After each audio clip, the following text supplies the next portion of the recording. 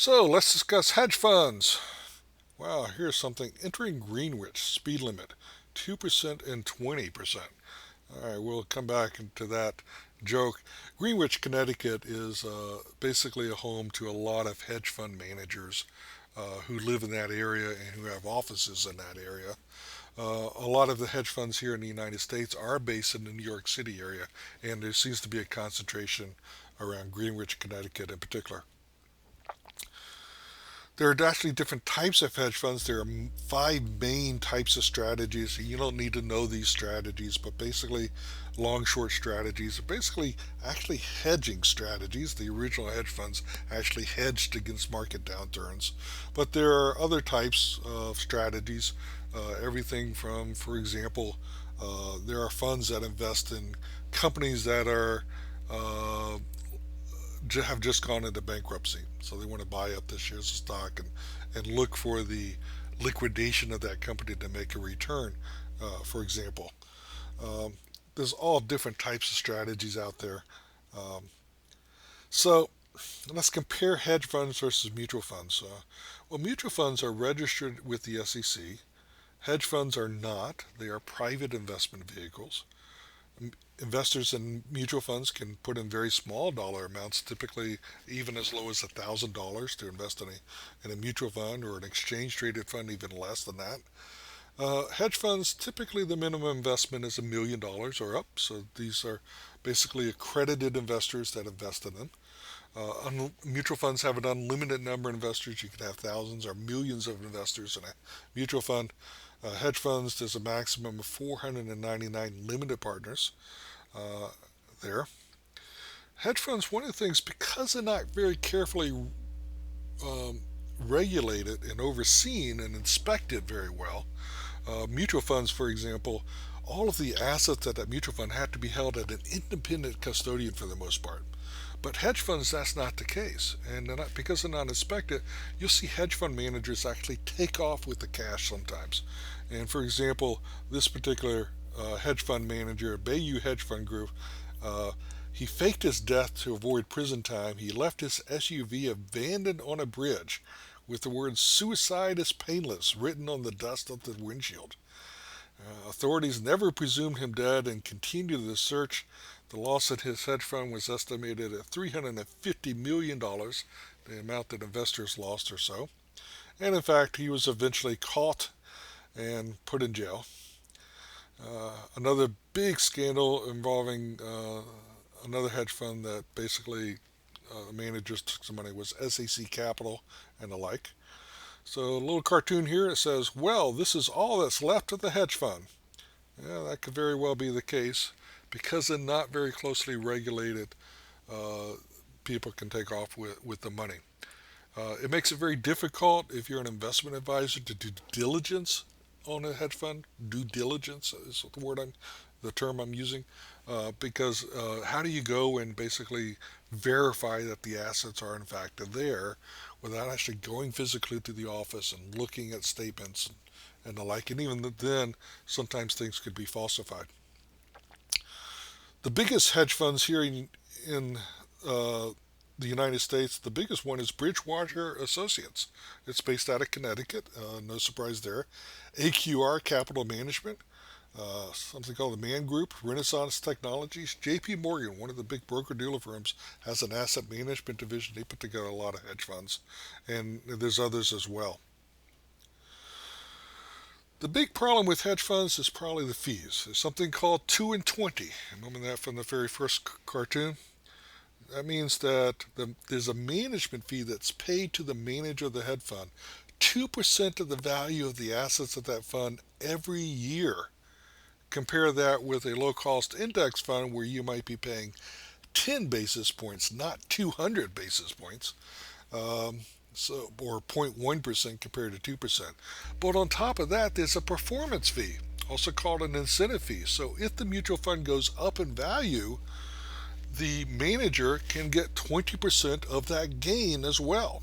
That's the way that most hedge funds are structured, in some way like that.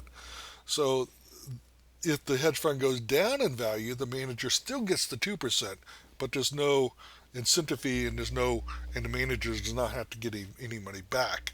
So even in the down market, the hedge fund manager is going to make 2%. Now that those fees have been dropping on average over time. This is a chart that shows from 2008 to 2016. Basically, the performance fee fell at 17.6%. The management fee fell from 2 to 1.5%. And some updated data there from a recent article. North American hedge funds, the performance fee has dropped to just under 15% uh, of the gains in the portfolio, and the average management fees have declined to 1.38%. This little young boy, who's the son of a hedge fund manager, says the kids at school keep picking on me because Dad's flagship fund didn't even beat the S&P 500 this year. They start calling me levered beta boy. And his mother says, sweetie, all you need to know is what matters is assets under management, the amount of assets that that hedge fund owns. Because your father funds brings in over $100 million in management fees alone. Yeah, if you're an active mutual fund manager, you do really good, you make good contacts with investors and the like. A lot of those active mutual fund managers will then go out and start their own hedge fund. They'll attract some of these high net worth investors who have said, hey, this is someone who's done really good in the past and can pick stocks or implement some type of investment strategy really well. And they'll run a hedge fund typically for just a few years. They'll make a whole bunch of money when they do that, and then they'll go and retire. Uh, and whether they make money or don't make money for their investors is really beside the point. Warren Buffett made a very famous offer. He offered to wage $500,000 and no investment pro could select a set of 5 hedge funds, all right, that would over an extended period of time match the performance of the unmanaged S&P 500 index, which of course an index fund typically can charge really low fees. And he named the Vanguard S&P 500 Index Fund, which has very low fees, as basically his choice. And he basically bet, and somebody took him up on it.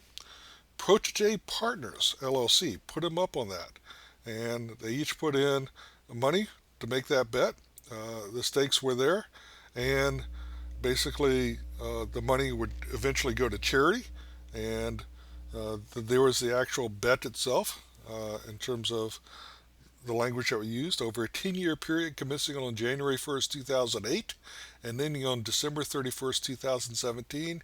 The S&P 500 will outperform a portfolio of hedge funds when performance is measured on a basis net of fees, costs, and expenses.